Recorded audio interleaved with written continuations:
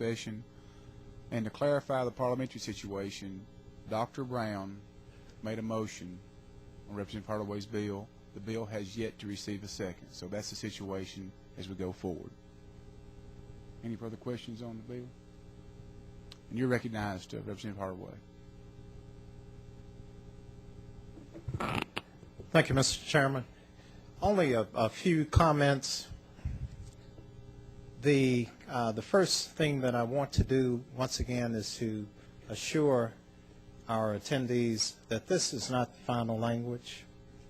I think the advantage of democracy is that it is of the people, by the people, and for the people. And the proof is sitting here today. The facts are that we have dialogue going in the room today. I've had the opportunity to speak to some of you by phone. Some of you I've had an opportunity to respond by email.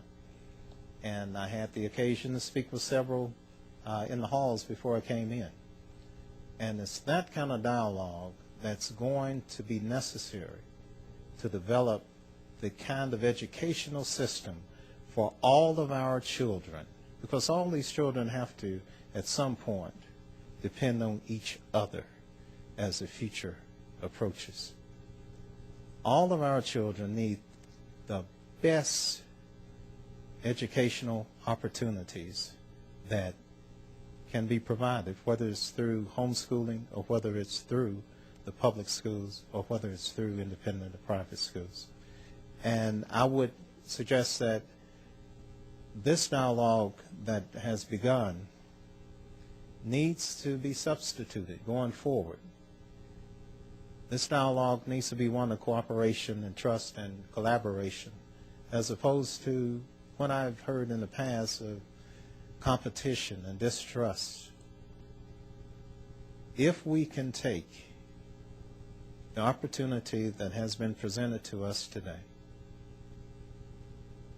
to dialogue, look for the best practices that the homeschoolers, independent schoolers are doing.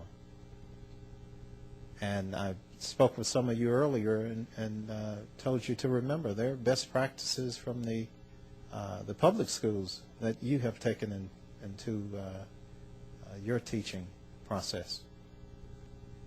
Let's work on these things together.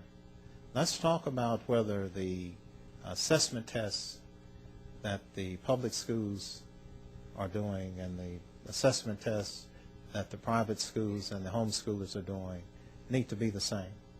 Whether there needs to be more of an opportunity for the private schoolers to have more options in testing. Whether the criteria versus norm testing needs to be an option for the private and the homeschoolers. The thing that I keep responding to most frequently in my conversations is that we don't want to test to the curriculum. And some of you I've shared with already words from my father, and that is, if you know the material, it doesn't matter what the test is. And that's how I was raised. I went to a public school. Of course, we had the public school curriculum. But every day that I went home, I may not have an assignment, but I always had homework. I may not have had an assignment every day, but I always had homework.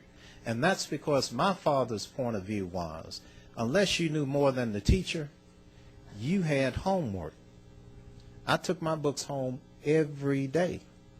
So my education foundation was a curriculum, but it was only a part of my education. And if you look at the system that you employ now, I'm sure you'll find that you are tested on everything just because well, let me correct that. You're not teaching just because you figure it's going to add to the overall value of your child's testing. There are things that you're putting in your child that they'll never have a formal test on.